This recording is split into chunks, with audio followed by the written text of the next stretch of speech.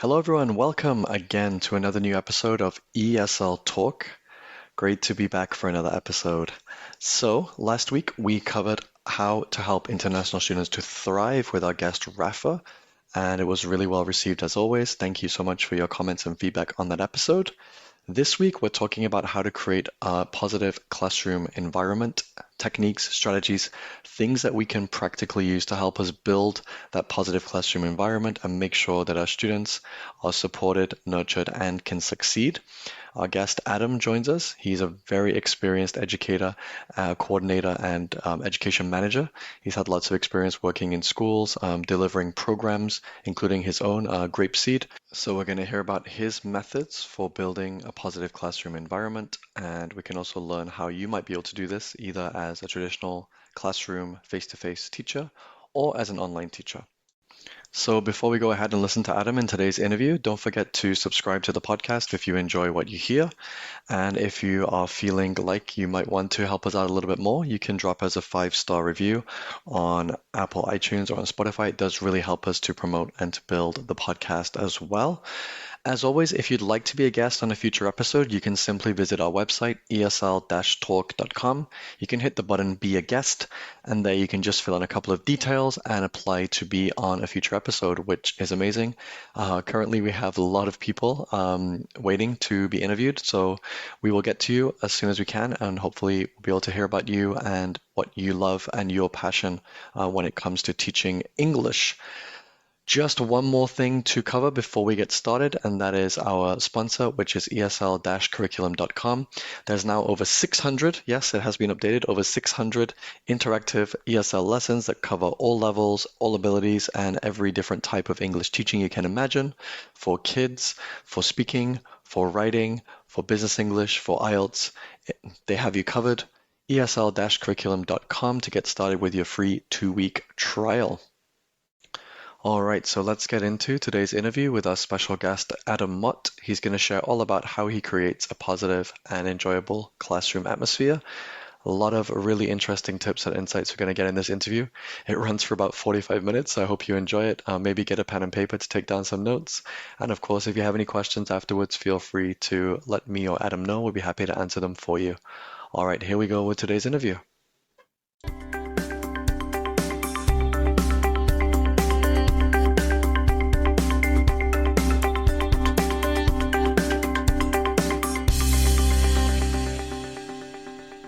All right. Hi, Adam. Thank you so much for joining us today. Thank you very much for having me. I really appreciate this opportunity. Yeah, it's great to hear from you today. And we're going to talk a little bit more about this concept of creating an ideal classroom atmosphere, specifically to nurture growth. That's what we're going to be focusing on in today's interview. So as we do with all our guests, Adam, could you share a little bit about your teaching journey with us so far and kind of what you're doing currently at the moment? Yeah, very quickly here, I just wanted to say that our topic that we're going to talk about today might overlap a little bit with the podcast that you did with Faye back in early February on teaching speaking skills. But I think it's definitely a topic worth exploring more. So that's kind of why when we were discussing topics for today that we kind of went with this one. Also, just quick plug here. I'm really sorry to hear about her diagnosis, and I hope she recovers soon. Thank you. That's really kind. And I know she's really grateful for all the support. So I will pass that message on, and I know she's listening. So I'm sure she'll be really happy to hear that as well, Adam. Thank you. But going back to our question here about just my own journey, I think my own journey kind of mimics what a lot of English teachers that teach overseas have had. Like I was in college and I was about to graduate. I was finishing up my own master's degree in biology, and I was looking ahead to the future and seeing like, okay, I've got PhD program, postdoc, all kinds of stuff waiting in the wings here. So why don't, before I do that, I'll push pause on my life for a couple of years and go to Japan and have a fun time teaching. And then I'll just come back to that other life. But when I came here, I really enjoyed just everything about living in Japan. It really appealed to me. I realized I wanted to stay pretty early on. So my initial 1 year or 2 year plan became 3 years, became 4 years, became 5 years. And that was the maximum amount of time the program I was on was allowing visas to continue.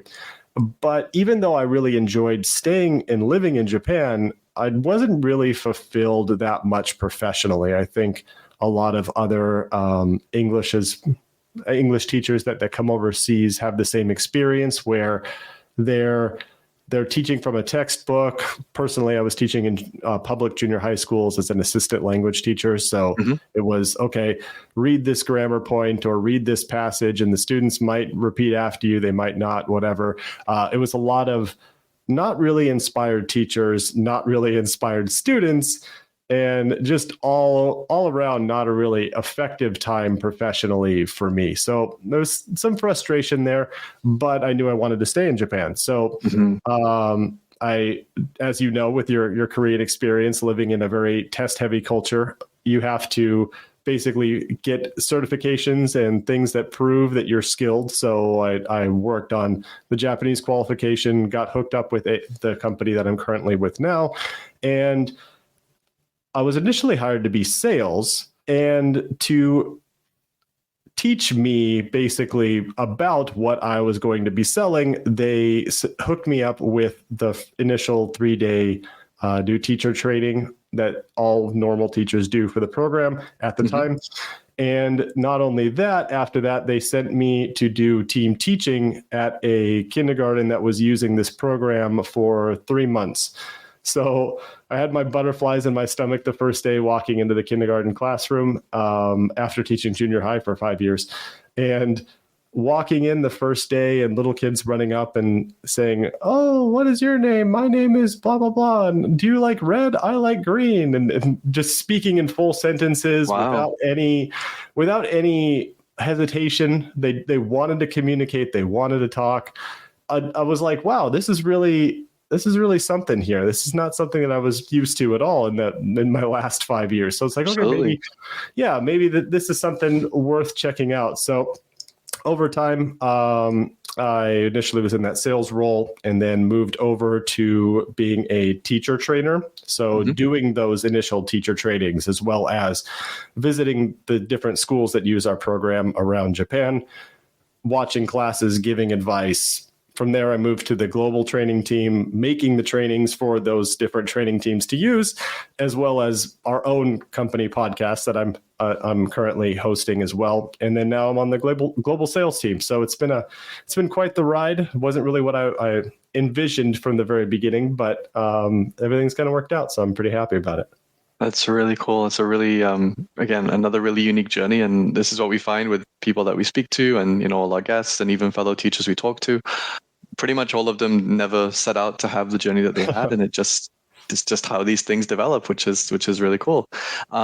So in terms of then the challenges, what are some of the challenges that these students face in traditional classroom environments? What are some of the things you noticed over your years in Japan specifically, and then maybe more generally as well? I think really teachers are a big one. I think sometimes it's a teacher who is really only in it for a paycheck or a visa and doesn't really dedicate themselves to really learning and improving their craft. I mean, for a lot of people that are over here, that tends to be the case. I'm sure it's the same. I've done some of the same coaching kind of things in Korea and Thailand and things like that. So I've gotten to see quite a bit of that as well. Sometimes the teacher has potential, but they simply lack the experience and don't have any supports in place to show them the way to success. They might find it eventually, but it generally takes a long time if they're going to go at it alone. So that's kind of a big one that stands in the way of ESL students having success. Another one is schools and parent commitment. Schools may advertise almost like a get-rich-quick program, but for learning English. And parents may be too busy to do their research and just kind of send their kids to any English program thinking they're all the same. And curricular programs that are just uninteresting and don't give students the tools needed to achieve their goals, like both in the long term and in the short term. Of course, for our program specifically, they're very young kids that we start out with, so they don't necessarily I have this language goal that I'm trying to achieve by learning English. But if you're trying to teach students like really verbose lists of words and things like that aren't really interesting or appealing to them, then they're going to really have a hard time doing it. So trying to keep things relevant in the short term to help them express and think in English the way that they about things that they're interested in, but then also building towards long-term goals of, okay, this is English that you can then use and apply when you're learning proper grammar rules later or things like that. But I think overall, my message here is the underlying thing is that the students themselves are always inquisitive and curious. And if there aren't any other external barriers, then they can really enjoy their ESL classes. Yeah, that makes a lot of sense. And I think it's important as well to notice that the teacher themselves, like they have a lot of power and a lot of sway in creating that atmosphere. So much. Yeah, and that's something that maybe people don't necessarily think about when they're looking at it kind of from a holistic viewpoint. So how would a teacher create that positive atmosphere, and what are some strategies that they could use to create that inclusive environment? Oh, great. So this is really the crux of our conversation. Yes. I'm really excited to get into it. This is really everything to both me and the program Grapeseed that I'm with right now. Without a proper atmosphere, you generally lack proper student engagement, which I personally like to think of as educational uptime. So how good the connection is between your teaching and their learning. So whether you're following a curriculum, or creating your own lessons and materials, we tend to focus so much on what we are teaching that day that we don't give proper attention to the environment we create in the classroom. So you can have the most ingenious way to teach a particular grammar point, for example, but without students' attention and caring, it's more likely not going to get through. So our specific program is based on natural language acquisition principles, trying to recreate the way we learned our mother tongue in classrooms. So this inclusive, relaxed classroom is what we're all about. One big concept we focus on with our teachers is that of the affective filter. This is probably something that you've probably heard before, Daniel, but I'll just explain for the listeners. You can think of it as a series of barriers between your comprehensible input you're giving to students and what they actually receive and process. So the big factors that we focus on that make up this affective filter are student confidence, motivation, and anxiety. Clearly, we aim to have high confidence and motivated students with low anxiety. This lowers that affective filter, allowing more of your teaching to get through to the students. This is truly inclusive as it allows students to simply listen and be a part of the classroom. Then when they want to speak and contribute, we give them ample opportunities and encouragement to do so. It's a great approach. And again, it sounds so simple when you lay it out like that. But again, when you teach us, or maybe we don't have that experience, something like this might seem a little bit, strange, or might take some getting used to. But yeah, that's the best approach to create those situations that are authentic, where, students can have as many opportunities as possible to speak and to contribute. I think that's really key, and I think that's a really overlooked aspect of creating a really strong environment. So that's kind of a starting point of a strategy. And then if we want to incorporate technology, which is huge, especially nowadays more than ever, how can we incorporate technology to complement in building that atmosphere and that positive environment? This is one that I really want to hear your opinion on at the end. But initially, for us, our program specifically starts with kids who are 4 years old. So with such little ones, we generally rely on the teacher to carry the student engagement in the classroom. Right. But we do recommend having a tablet around for easy checking of the daily lesson plans. But for us, the technology aspect comes in more when students go home and experience the audio and video content on their apps. Or recently, we've released a new thing that's basically students can have practice conversations with an AI version of our main character of the program. It's really exciting. Still working some kinks out here and there, but it's a fun little thing. But in other settings, especially with older students, I can see value in incorporating technological aspects into the classroom. One thing that we just have to always be careful of, right, is most of the time things aren't set up properly beforehand, and the teacher ends up losing valuable time on a video or activity that was supposed to last 3 to 5 minutes, but took 10 because the connection issues or having things to turn on, etc. But with COVID, right, recently, a lot of places and programs have had to shift to an online teaching setting. So obviously, these lessons are almost all about technological know-how. We initially put out a stopgap to try to help teachers who were thrust into that transition, but then also recently we've rolled out a more permanent solution, basically a Zoom that is built for specifically teaching our program. So it's integrated with our resources to help teachers and schools sticking with that online formula, even as we try to move into a post-corona world. Hopefully I might be saying that too soon, moving into a post-corona world, but I'm hoping we're getting there. No, I hope so too. And I think, like you said, for the younger age, the things that I tried with younger students was kind of the gamification element of using technology.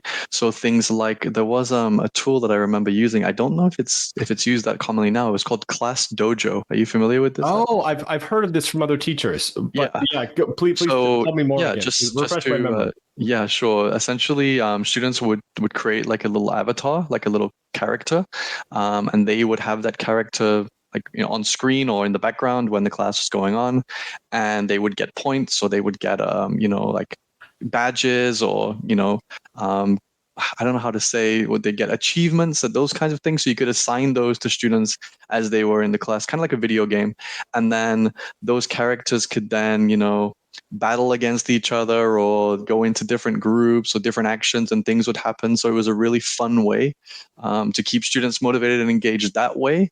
So that was something that worked well for the younger learners. And then again, like you said, videos, proprietary tech, like different things. We always have to make sure that when we're planning those lessons that we have them prepared and take out any potential problems. Okay, I'm using the internet. Could I download or record the video so I don't have to wait on a connection, especially if you're in a rural setting, which happens to a lot of teachers. If I'm doing a game, okay, what if the slides crash or they don't work properly? How am I going to do this in a low-tech version?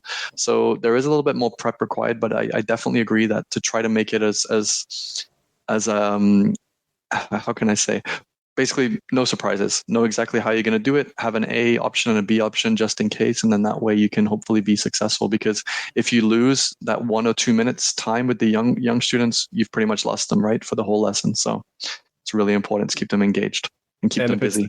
And if it's an out of the classroom online setting, right, then if you lose them for even 1 minute, getting them back is just so much more difficult, because you can't just say, like, you can't just pat them on the head and say, hey, like, come back to me. But it's tricky. So I guess, with your experience in Japan, there's some very particular cultural considerations that we should try to keep in mind. So maybe we can talk specifically about your market and then a little bit more with other markets that you've worked in that you mentioned. So what are some of those cultural considerations we should keep in mind when we're teaching ESL students? So this kind of goes back to an earlier answer that I had, but when it's the kids themselves, there's usually not as many issues as when we have the adult side of things, right? But with our specific program, since we're starting with 4-year-olds, is that there really isn't any cultural issues that we have to deal with, at least at the beginning at all. I've heard so many times, oh, those kids are Japanese. They're just more well behaved than other kids, which is absolutely not the case. Kids are kids, and I feel that at any age they don't quite have the imprinting of culture in all of its nuances yet, right? But as they get older, that can potentially be a factor. But if their English time has been consistently one thing in terms of atmosphere and style, then it becomes less of an issue, even as they get a bit older. But just like most teachers would agree, the bigger issue comes from the adults, usually in the form of parents or other school staff. So this is where that cultural awareness in your question is really important. I think one big example, at least in my experience, both within the company and in the classroom, is that In the West, sometimes we don't plan things out exhaustively. We'll just kind of look at a change that we want to make and predict it in general, like, oh, this will probably happen and this bad thing might happen. But after a little bit of brainstorming, we'll probably just say, okay, let's give it a shot. And then whatever comes, and we'll deal with it. Right. Whereas here in Japan specifically, that planning stage is so much more important. It feels sometimes like every eventuality must be predicted and considered before any action is taken. But the good thing of that is whenever the decision is finally reached, things move faster since they're not dealing with as many issues that come up during the process because of the planning that they've done. So in the classroom specifically, this kind of comes to any changes you want to make to lesson time, length, time of day, style, or whatever. If you're a teacher at a school and you're like, okay, I want to change this up a little bit, I want to convince my manager, it's not just something that you're going to be able to go in and in 5 minutes get a good answer or get the answer that you want. And okay, we'll change it just for you. And everything will kind of move the way that you want it to move in a very quick manner. Things usually take a very, very, very, I got to put like 6 more varies in there, but very long time to get decided and implemented. But when it does, it goes. Okay. What about your experience in Korea? I would say in my public school setting, so I'm imagining, Adam, that you previously worked in the JET program. Is that correct? Oh, yeah. Good guess. Yeah. So, I mean, it's the safest guess, but yeah. Yeah, the essentially EPIC and JET, I guess, are kind of very similar in their nature, which is just a public school program where most native teachers go to teach. But essentially, I guess it kind of depends on the school. But in my experience, it was very much kind of, you're here to do this job. You feel free to do whatever you want to do.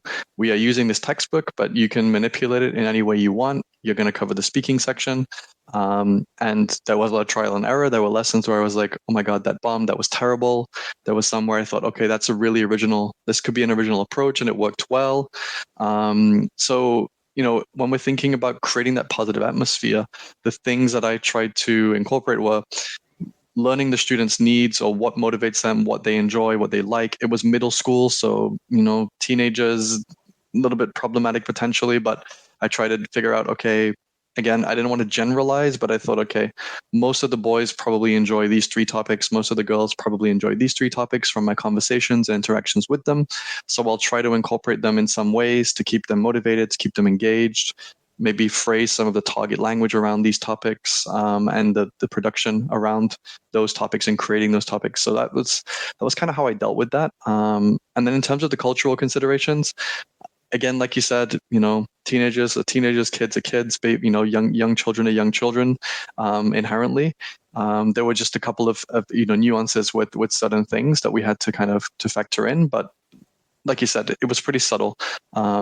It's more a case of the kind of the older adult and older teenage learners. That's when you have to kind of think about those cultural things, about what they need and their connection with English, maybe the importance or the value that they place on it. But ultimately, yeah, I would say those were the main things that I had to think about with that. And then there was also their time in their life. Plus their time in their lives. Exactly. Like if you're getting into the teenage years, I mean, we have a specific story that we have about the vocabulary word is kiss for it.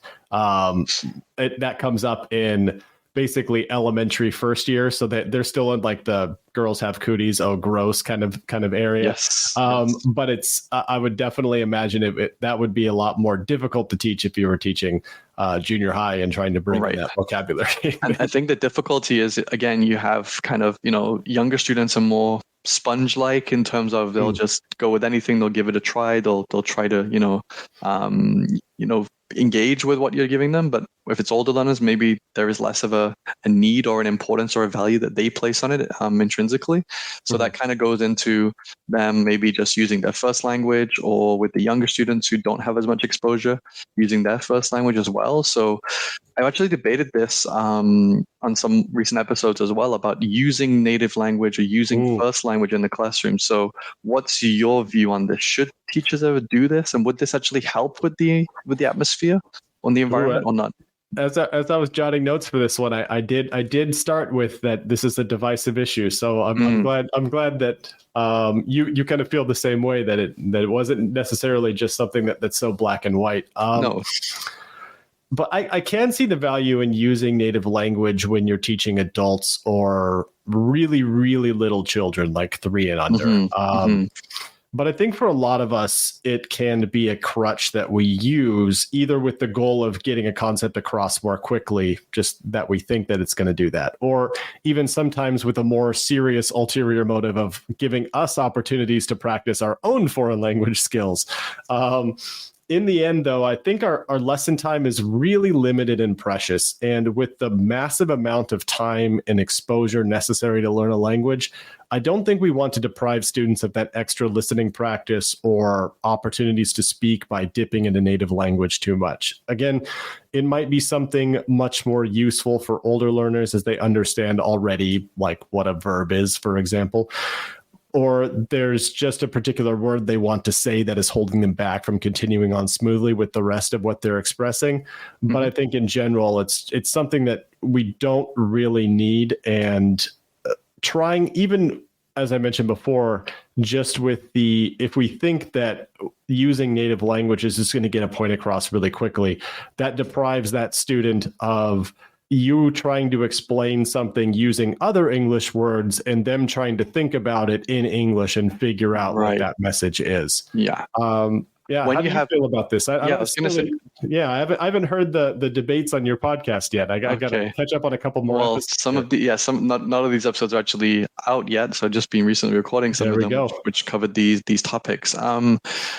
Again, I think, like you said, there is a time and a place for it, depending on the needs of the students and maybe the ability. If you're in a setting like a public school setting where you have a really wide range of abilities, or maybe in a group setting where you have higher level, lower level, and it's not necessarily differentiated like that, then there may be a time and a place and a need for that. It just depends, again, on the skill of the teacher in how they do that. You might do it in a subtle way, you might do it in a direct way, or you might even use the first language to help you with English, or vice versa, to do kind of a reverse engineering. So one thing I used to do that worked really well with, I had a kind of a higher level of like middle schoolers, like 15, 16 years old.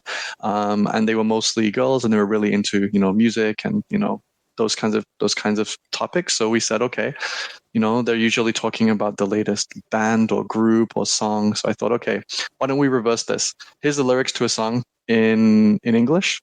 Why don't we put them into Korean and figure out what's the message, what's the tone, what are they actually trying to say, or what's the real meaning of the song?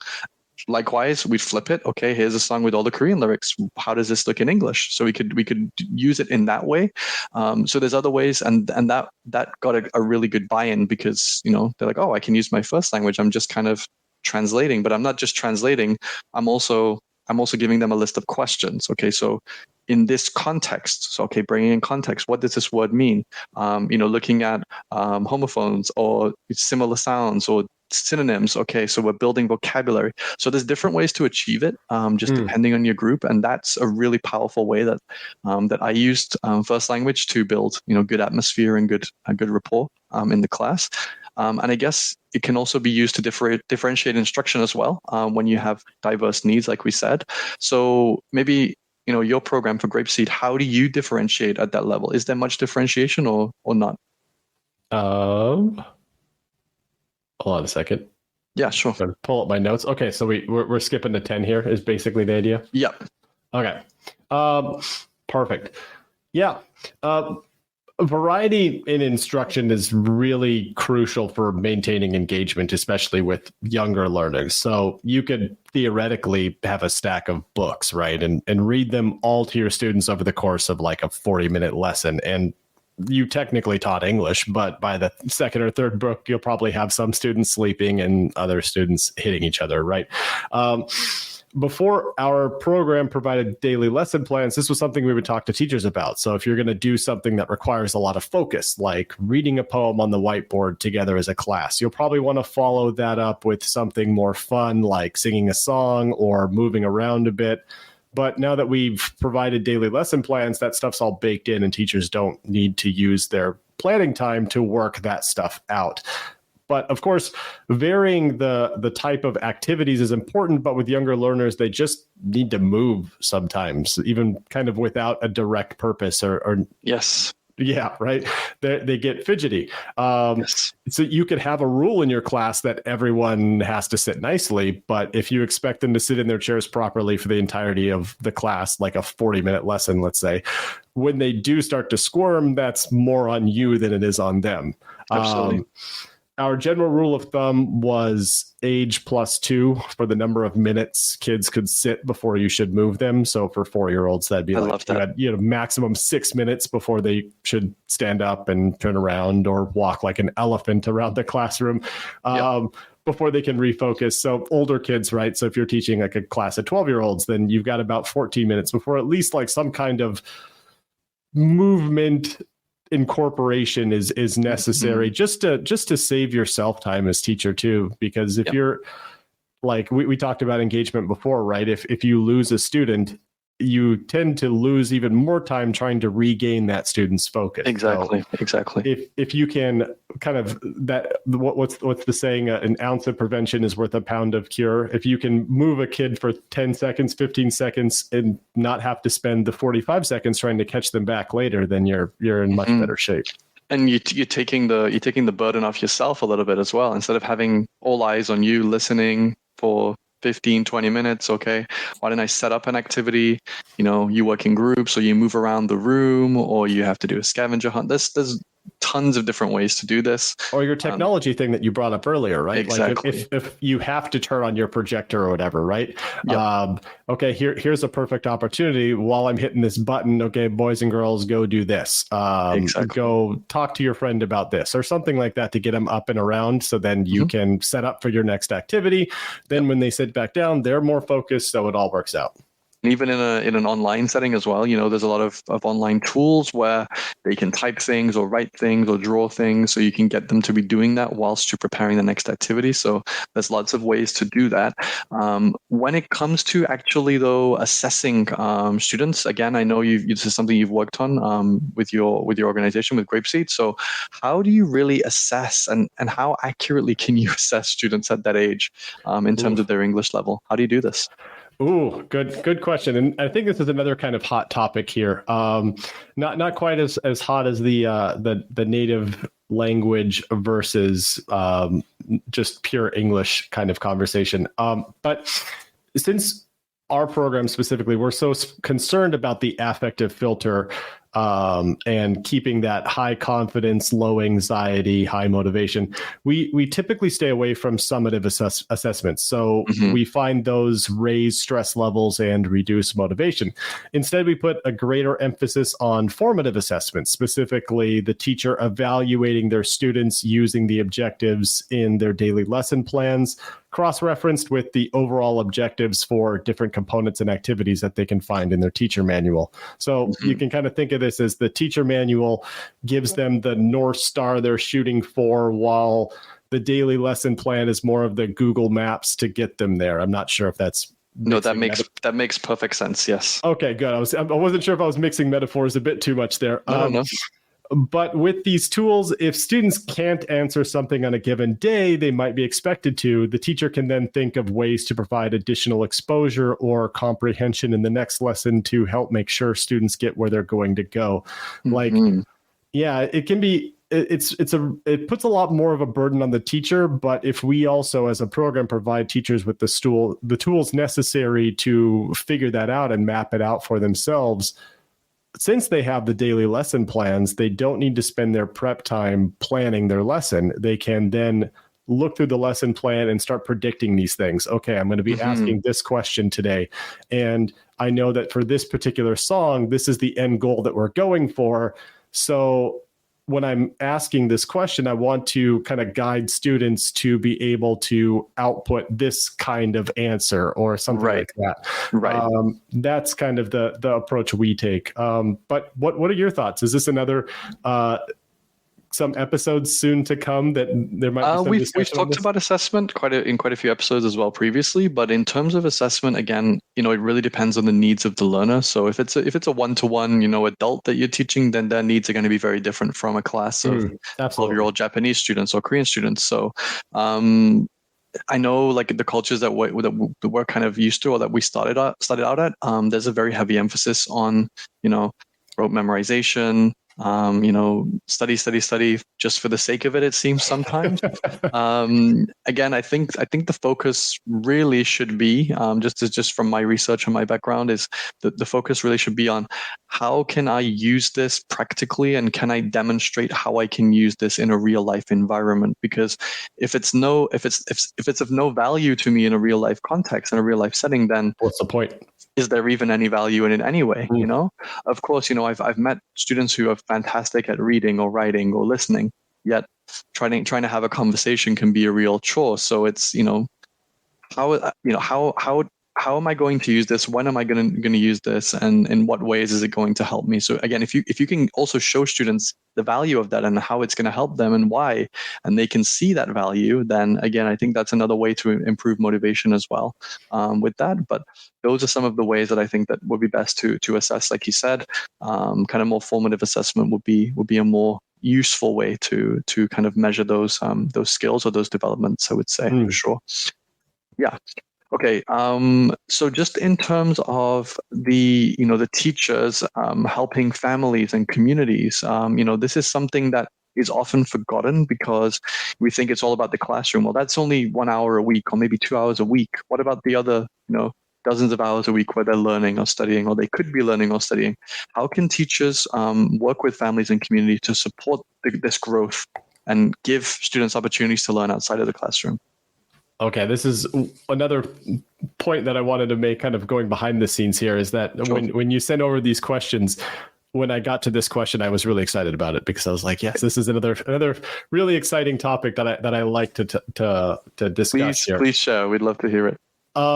So just the amount of time it takes, I think anybody who's listening, if you've also learned a foreign language, just the amount of time it takes to learn, it just, no matter what school or program you try to go to, it just never lines up well with the amount of lesson time. You just need so much more exposure, so much more practice, so much more study, whether it's self-study with teenagers and adults or more entertainment-like forms. Students just need more time with English than what we can provide in the classroom. Even our program usually sets decently high standards. We ideally want 5 days a week, 40-minute lessons a day.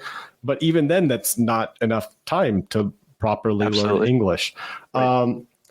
But one trap that a lot of us fall into is that simply more exposure isn't always the best route. The trouble with throwing on a Disney movie in English is that while it's technically exposure to the language, it isn't really targeted, and the input students are getting might not be very comprehensible to them because it's not the same stuff they're learning in their actual lesson.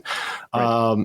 For example, I don't know if you're up on the somewhat latest Disney, but if you've seen Moana. Have you seen Moana? I have, yeah. Not that I've watched it intently, but it's been on in the background sometimes when I visited friends, family. Yeah, but for this particular movie, for example, kids will generally gravitate to the "You're Welcome" song because that's usually something they can identify and understand because they've learned it in their English classroom. But even then, while they might be singing the "You're Welcome" line, the rest of the song is just gibberish because it's all English they don't really know and understand yet, which is completely understandable. But at least for our program, we try to combat this with what we call REP, which is repeated exposure and practice. I mentioned this a little bit before, but students have access to an app. It used to be CDs and DVDs, but we're trying to get with the times a little bit more. But students have access to this app with playlists that house the same songs, stories, and other activities that they're doing in class already, but in an animated or video or audio format. Also, we have that aforementioned talk time feature of an AI conversation with one of our characters. So this way, it isn't just general exposure to English. Students are getting targeted exposure and practice, so that when they come into their lesson the next day, they have just that more exposure. The teacher can get them talking and using that language even more than they were before. But even if you're not in Grapeseed, for example, I would say that the take-home message here is that even if you're creating your own content or working with a program that doesn't have something like our REP, trying to sharpen whatever homework or outside of the classroom recommendations you have so that your students are getting relevant practice is really the key here. Yeah, I think that's a great thing to kind of re-emphasize, because we sometimes just we don't really give homework the value that it needs, or the attention it needs. We say, hey, like, watch this. Okay, well, why am I watching this? How's it going to help me? Well, okay, Adam, I'd like you to watch this video so that you can practice ABC, so that you'll be able to do XYZ. Oh, makes perfect sense. That's great. And then I can measure, or I can look out for, or I can test you on these 2 or 3 things. This vocabulary, or these skills, or these, these methods of doing something. So I think that's really important to think about as well. So, for you in your experience, because obviously you've got quite a lot of experience in doing this, and it sounds like the program that you currently provide is very very valuable for students. So what are some of the best practices for designing and implementing language immersion programs? What are some of the best things where you've felt like, okay, this is going to help the majority of students to learn English, or enjoy English, or get something out of English? What have you found works well? I think I actually want to start this question here with just talking about the buy-in from a school. Great starting point. Because that's just kind of like, it's been a common theme in most of my answers, is that the kids will learn if you remove all the barriers that's like in the way from them learning. So buy-in from the school as a whole is really important. I think for a lot of schools, you probably have this experience kind of looking at the landscape in Korea as well. An English program at a lot of schools is usually an avenue to just generate more business in the form of attracting more students away from other competitors. Those type of places are typically quick to throw the immersion title around, but provide the bare minimum amount of resources to their English program in terms of like lesson time, teacher pay, teacher support, or even all of them together. Is student success and future opportunity really at the core there? No. If it isn't, I would say that any attempt is pretty much doomed to fail from the start for implementing a proper, solid English program. But if student success is at the core, then you've got some hope there. Time is just so important. We just talked about it a little bit ago. The old model, especially here in the East, of hey, send your kids to our conversation school once a week and they'll speak English, is just not functional. It's just not going to work. Unless speaking English equates to just being able to parrot a few set phrases my teacher had me repeat over and over and over again. So for our program, I mentioned it before, we ask schools for 40-minute lessons 5 days a week, but we can work with 4 or 3 days a week to accommodate school needs. But we really try to push them for 5. If they can't get there initially, we try to kind of still nudge them over time to keep getting there. But beyond that, investing in teachers is really important. If a school is only willing to pay the bare minimum standard, then the applicants they receive are probably going to match that in terms of their own quality. Beyond just salary, is there planning or prep time? Even though we provide lesson plans, we ask schools to still set aside time for teachers to get comfortable with them and prepare their classrooms accordingly. Oh, wow. This is very interesting. I'm sorry to interrupt, Adam. No, please. Why can schools and language schools and organizations, why can they not understand this concept?